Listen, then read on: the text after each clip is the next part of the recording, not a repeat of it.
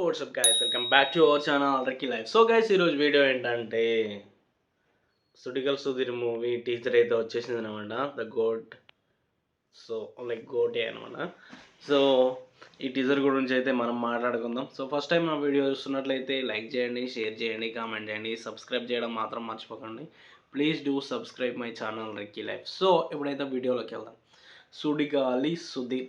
So Sudigali Sudheer అనగానే మనకు గుర్తొచ్చేది Jabardasth comedy show. Jabardasth comedy షోలో ఒక కామెడియన్గా చిన్న క్యారెక్టర్ చేస్తూ తను యాంకర్గా ఎదిగి యాంకర్ నుండి తర్వాత ఢీ షోకి స్టార్ మాల్లో ఇట్లా యాంకర్గా చేసి తర్వాత సినిమాలు తీస్తున్నాడు అనమాట. సో సుడిగాలి సుధీర్ తీసిన సినిమాలు ప్రతి ఒక్కటి ఇప్పటివరకు చూసుకున్నట్లయితే 2-3 సినిమాలు ఆ స్టోరీకి కంటెంట్కి సో హీరోగా క్యారెక్టర్గా ఇన్వాల్వ్ అయినట్టు స్టోరీలో ఫిట్ అయినట్టయితే నాకైతే ఎప్పుడు కనిపించలేదు. సో యాక్టింగ్ చేస్తున్నాడు, స్టోరీ నడుస్తుంది, క్యారెక్టర్ ఉంది కాబట్టి చేస్తున్నాడు అని చెప్పేసి అని అనిపించింది.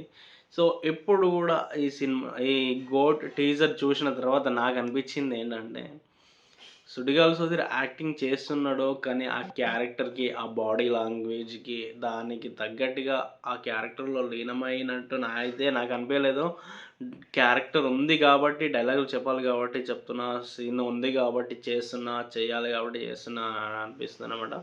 సో బేసిక్గా నాకు అనిపించింది ఏంటంటే లెర్నింగ్ స్టేజ్లో వాళ్ళు నేర్చుకుంటాం కదా, సుడిగాలి సుధీర్ అదే స్టేజ్లో ఉన్నాడు అని చెప్పేసి నాకు అనిపిస్తుంది. సో ఒక యాక్టర్ ఈ మనం చూసుకున్నట్లయితే పెద్ద పెద్ద యాక్టర్స్ ఉన్నారు కదా. రవితేజ కామెడీ చేసిన కామెడీలా అనిపిస్తుంది, అల్లు అర్జున్ కామెడీ చేసిన కామెడీలా అనిపిస్తుంది, ఫైట్ చేసిన ఫైట్లా అనిపిస్తుంది, యాక్షన్ చేసిన యాక్టింగ్ సీన్స్ చేసిన సీన్లా అనిపిస్తాయి, ఎమోషనల్ సీన్స్ చేసిన ఎమోషన్ సీన్లా అనిపిస్తాయి. కానీ ఇక్కడ సుడిగాలి సుధీర్ చేసిన దాన్ని బట్టి అయితే నాకు ఇప్పుడైతే అంత క్యారెక్టర్కి ఫిట్ అని అయితే అనిపిస్తలే అనమాట. సో మీకేమనిపించిందో ఒకసారి కామెంట్ చేయండి. అంటిల్ దెన్ నెక్స్ట్ వీడియోతో నేను మీ ముందుకు వస్తాను. So bye bye.